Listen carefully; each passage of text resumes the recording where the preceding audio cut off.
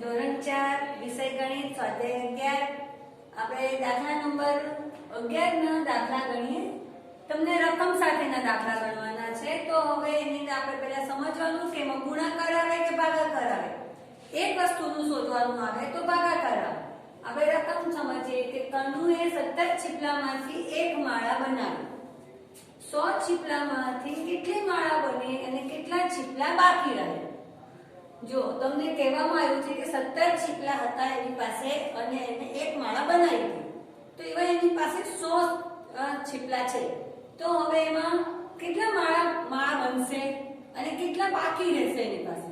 તો આપણે 100 ભાગ્યા 17 કરવાના, 17 એકાનો ઘડિયો બોલવાનો, તો તમારે 100 આવે ત્યાં સુધી તમારે બોલવાનું। તો 17 પંચા 85, એની બાદબાકી કરો। ઉપર 0 માંથી 5 ના જાય એટલે દસકો લો, એ દસકો બાજુમાંથી લો તો 0 છે, તો એ 0 ઉપર શું આવશે? 9, કે કોઈ પણ સંખ્યા હોવી જોઈએ। 10 માંથી 5 જાય તો 5, 9 માંથી 8 જાય તો 1। જવાબ તમારો આવશે કે 5 માળા બને। માળા કેટલી બનશે? 5 બને। અને કેટલા છીપલા બાકી રહેશે? તો કે 15 છીપલા બાકી રહેશે।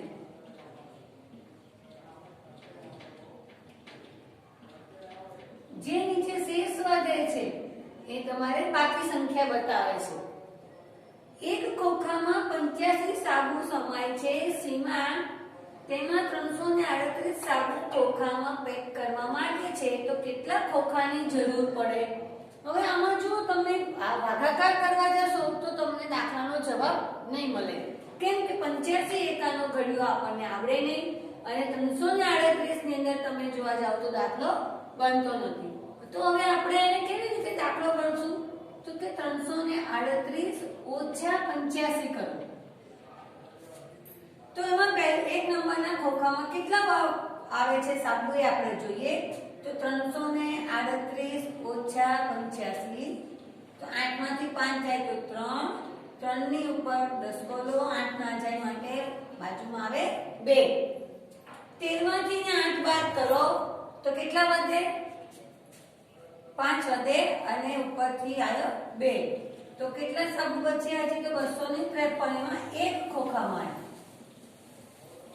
પછી તમારે બીજા નંબરનું ખોખામાં ભરવાના છે 85 સાબુ।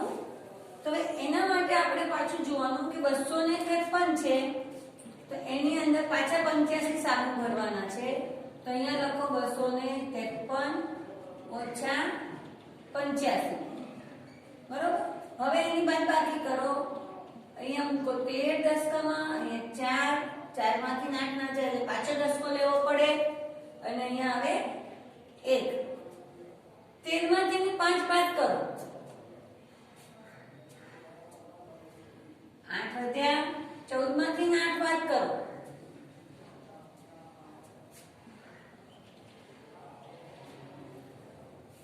કેટલા વધ્યા? 168। આ આવ્યો બીજું ખોખું।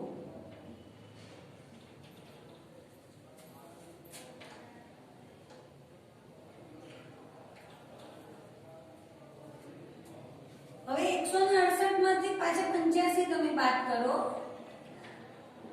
તો કેટલા આવે છે? 168 ભાગ્યા ઓછા 85, 8 માંથી 5 જાય તો 3, 6 માંથી 8 ના જાય તો દસકો લો, અહીંયા મૂકો 0, તો આયા 83। જુઓ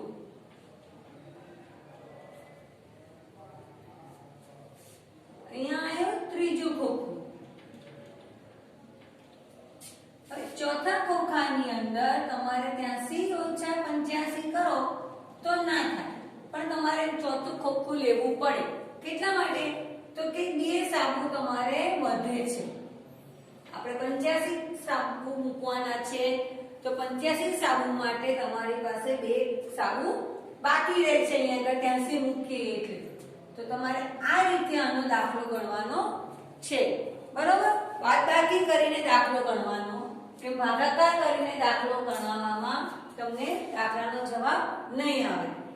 હવે તમે જુઓ ત્રીજો દાખલો સમજીએ આપણે કે મુકેશભાઈને 1500 સિમેન્ટની થેલીની જરૂર છે. એક ફેરામાં 250 થેલીઓ લાગે તો બધી થેલી લાવવા કેટલા ફેરા કરવા પડે? જો 1500 સિમેન્ટના થેલીની જરૂર હોય, એક ફેરામાં 250 અને તો કેટલી થેલી લાગે? તમારે એક રકમ સમજવાની. પહેલું ગણો કે 1500 ભાગ્યા 250. 25 એકાનો ઘડિયો બોલો તો તમને 25 એકા 25, 25 દુ 50, 25 તરી 75, 25 ચોક 100, 25 પંચા 125 અને 25 છામ 150. પણ પાછળ અહીંયા આનો જીરો છે 250 નો અને આનો જીરો છે.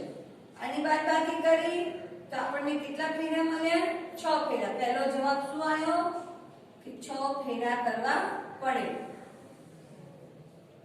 એક ફેરાની અંદર જો 250 થેલીઓ આવતી હોય તો એને 1500 સિમેન્ટની થેલી લાવવા માટે એને 6 ફેરા કરવા પડે.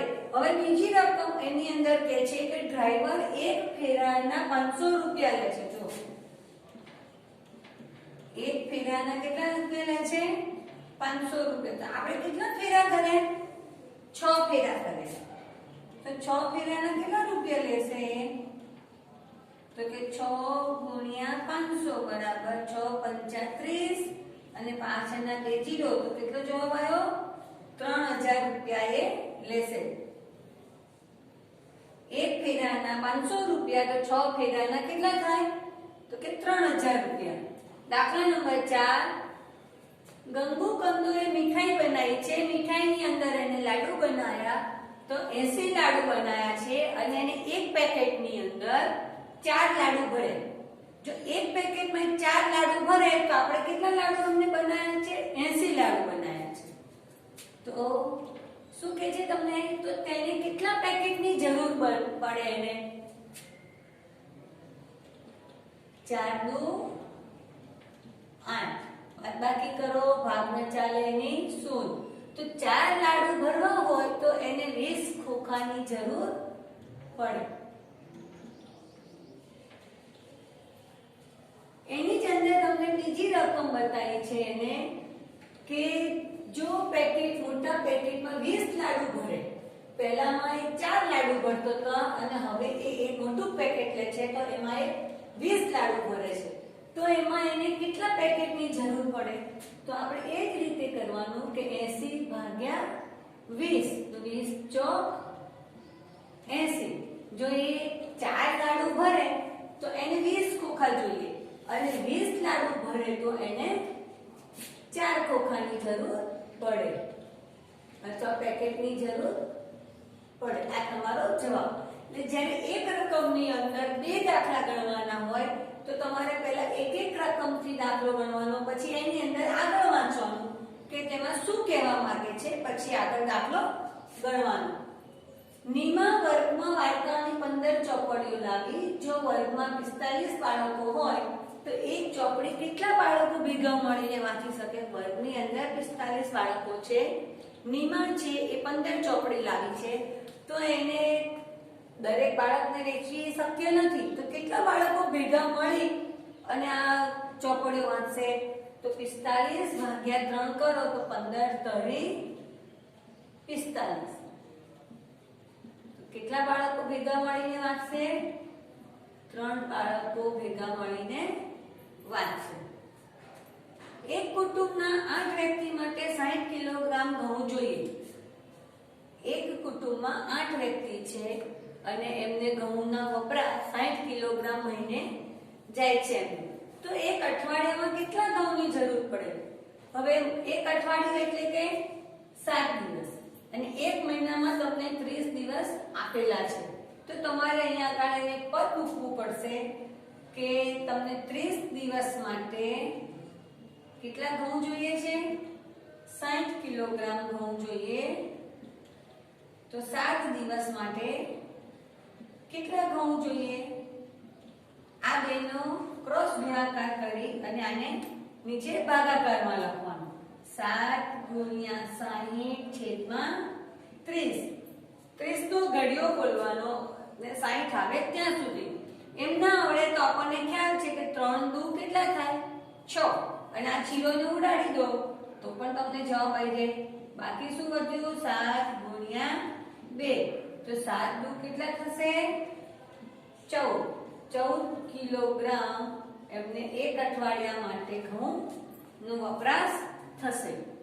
ખ્યાલ આવી ગયો દરેકને? એક મહિના માટે 30 દિવસ કીધા અને એક અઠવાડિયું એટલે 7 દિવસ.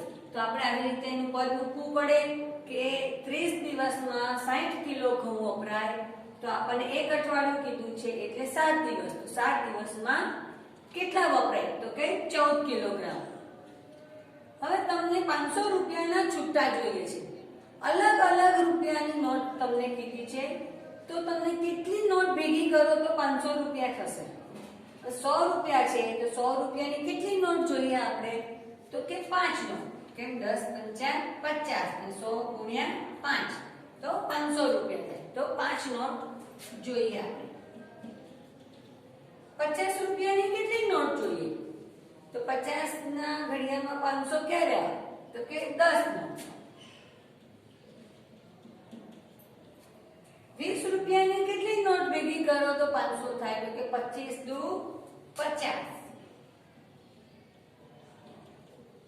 અને 5 રૂપિયાની કેટલી નોટ જોઈએ આપણે